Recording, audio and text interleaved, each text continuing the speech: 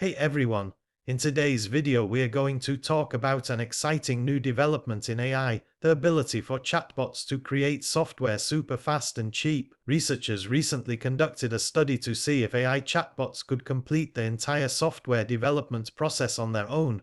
They created a hypothetical AI-powered software company called ChatDev, with different chatbot employees assigned to roles like CEO, programmer, designer, etc. The chatbots communicated with each other in natural language to move through the software design stages, from planning to coding to testing. ChatDev was asked to create 70 different programs, like games, web apps, and more. On average, the chatbots could complete the full development of a software program in under 7 minutes, for less than $1.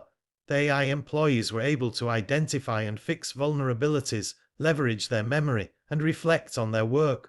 While not perfect, researchers believe these AIs could help teach and assist young programmers. This shows how far natural language AI has come in understanding complex goals and collaboration.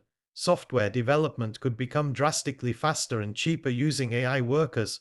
More creativity may be possible by combining AI and human abilities, but biases in the models could lead to errors that require human oversight.